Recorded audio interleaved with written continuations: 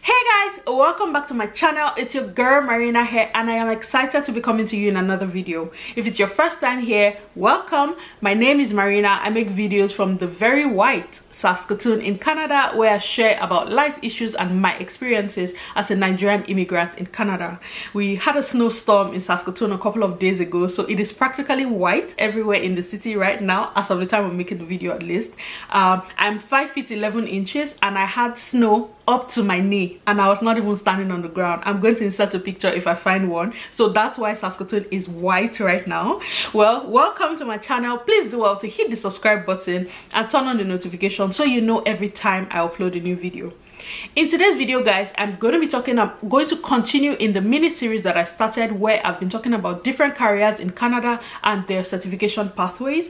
Today I'm going to be talking about the teaching profession.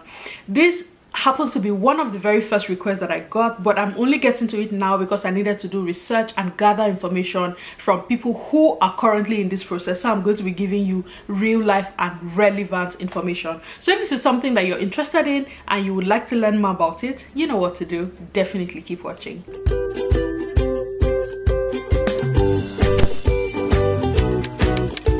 Okay, so the teaching profession in Canada is regulated, which means that you would need special kind of education or a license to be a teacher in Canada. These processes are different across different provinces. The requirements are different across the provinces. So today I'm going to be using the pathway in Saskatchewan as my base point. Of course, that's where I live, so I can give you practically how it works in Saskatchewan. First, I'd like to say a big thank you to everybody who contributed to this information, everybody who shared their experience and shared information with me that has helped to put this video together. It does take a community sometimes to bring this video to you, so thank you everybody who contributed to this.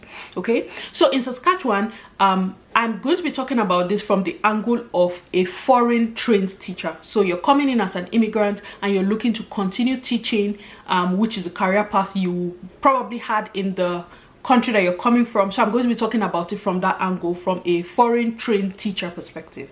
Okay, so to teach in Saskatchewan, the first thing that you need is a Saskatchewan teacher's certificate, and this is issued by the Saskatchewan Professional Teachers Regulatory Board. That's a mouthful. I'm going to put it on the screen for you to see. Okay, that's the body that issues teaching certificates before you can teach in Saskatchewan. As a foreign trained teacher, your first step would be to contact this board. I will put all the details, I'll put enough links in the description box to guide you along this process. Your first step will be to contact the board and assess your credentials, right? It's the same way you would have done your credential evaluation when you were trying to migrate to Canada. Request your transcript, for the transcript to be sent to WES, and then WES sent you like a report to show you what the equivalent of your degree will be in Canada. In this case, you are going to be doing the same thing. Request your transcript from the issuing institution to be sent to WES, but it's not going to be the regular assessment package. With WES, you are going to be assessing, you're going to be applying for your transcripts to be assessed through a special WES package that is called the ICAP. ICAP stands for International Credential Advantage Package. So when you're contacting WES, you're not just going to be doing the standard evaluation, you're going to be doing the ICAP. What this allows is that at the end of the assessment, instead of WES to send you or the institution you have requested for the report to be sent to, instead of WES to send that institution just the report showing your the equivalent of your degree in Canada, this particular package is going to allow WES send both the report and a verified copy of your transcripts to the Teachers Regulatory Board. Okay, if you don't do it like that and WES sends only the report to them, it will be insufficient. You will have to do it again. So you have to, on the website of the Teachers Regulatory Board, it is clearly stated there that you need it is this ICAP package that is required. So you want to note that when you're trying to get your credentials assessed. After that is complete and the board has received the evaluation, the report and your transcripts, they will now issue to you what is called the letter of assessment. In that letter, they would provide to you their recommendations on the basis of the training that you have had and the training that is required. They will now send you a letter itemizing what is recommended, like, okay, this is the additional training that you need, or this is what we are asking you to do. And more than half the time, for foreign trained teachers, the recommendation is usually to take the Internationally Educated Teachers Certificate, IETC. Now, this program is offered through the University of Saskatchewan. It is a 1-year certificate program where you take courses that are Saskatchewan focused. You will learn things like the professional and organizational structure, organizational framework of Saskatchewan schools. There are courses that have to do with like indigenous studies. There are courses that border around teaching exceptional children, and then you get internationally trained teachers field work. That's like practicum, where you are sent to a class to go and get first-hand information. So it's like a standard requirement, a standard recommendation for most internationally trained teachers. Okay, so that's typically what the recommendation is. You will be recommended to go to the U of S to take this program. Now, for the U of S, the University of Saskatchewan, that is, the program is offered through the College of Education in the University of Saskatchewan. So you contact the school and send in an application. You cannot apply for this particular program without that letter of assessment or letter of permission from the regulatory board. So you need that letter to accompany your application for the University of Saskatchewan to even consider it. Okay, so when you submit all the application and you meet the minimum requirements, they're still going to ask for things like language requirements. But for the U of S, sometimes it could get waived if you're able to provide information showing that your previous education was in English. For students who are coming from countries where English is the primary official language and English is your primary language of instruction, that requirement could get waived. Okay, so that's part of the requirements that you have to meet for you to do this program with the University of Saskatchewan.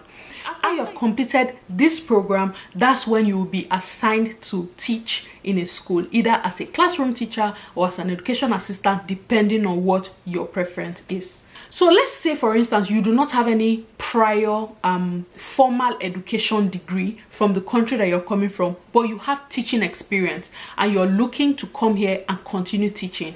The truth is, you are going to need proper teaching education before you can teach here. Your experience may count, but that education is going to be very essential. So what I've seen other people do is that they are able to transfer credit from the previous education that they have, even though it's not education focused. They're able to transfer some of their credits to an education degree in Canada, and they continue on to obtain an education degree.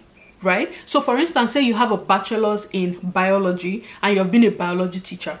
When you come here, you are going to need training in education for you to continue that, right? So you can transfer some credit from your biology degree to an education degree and continue on. For some people, after the assessment was done and the credits that they could transfer were transferred, they were able to get into like year 3. Some people were able to get into year 2 or year 3 to continue on to an education degree. So that's something to consider if you really want to continue teaching in Canada without prior education degree, right? I understand that for a country like Nigeria, of course, anybody can teach. If you have a previous degree, say I have for me, I have a microbiology degree, I can go to a school and teach biology. You can even teach English in some schools, in private schools, but it's very different here. There's emphasis on the proper training because of the fieldwork experience, where you get first-hand training how things are done here. Because man, when I think about it, I think about the kind of correspondence that I have with my kids' teachers, the kind of interactions that I have with them. It's very different from how it is in Nigeria, if we want to be fair,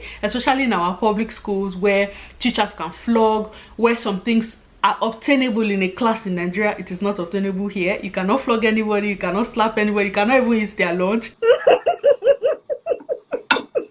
It does not happen here. Okay, so that's the reason why education here is going to be required for you to now be able to continue here without getting into trouble. Because the last thing you want to do is go through this entire process and then you get into school and you're not conforming to what is obtainable here and you get into trouble. It's just going to be a waste of time and waste of energy.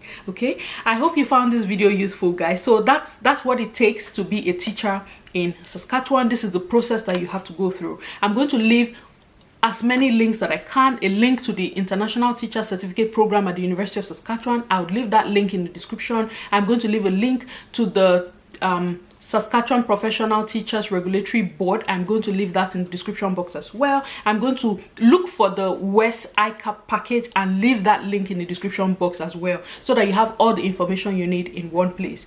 If you have any questions after this, please do well to check the description box. My email address is always in the description box of all my videos. You can also send me a DM on Instagram, which means you have to be following me on Instagram. If you're not following me on Instagram, why? Okay, my Instagram handle is going to be in the description box. My Twitter handle is going to be in the description box as well. I am reachable on Instagram and on Twitter. Facebook Messenger is the worst place to try to contact me. Let's just put that out there, guys. Please send me a DM on Instagram, send me a DM on Twitter, or send me an email. Facebook Messenger, wrong place. Okay, sometimes it takes me months before I get there, so I'm not intentionally ignoring your messages. I just don't go there. Okay, well, thank you very much for watching this video, guys. I hope you enjoyed it. I hope you found it useful. If you did, please leave me a comment below and tell me what part stood out for you, what's your takeaway from this video is, and I'll be in the comment section ready to engage you as usual. Thank you very much for watching this video, guys, and until I come your way in my next video, it's your girl Marina saying thank you and have a great day. Stay safe, everyone. If you're in Saskatoon, please stay warm, stay safe. I'll see you in my next video. Bye, guys.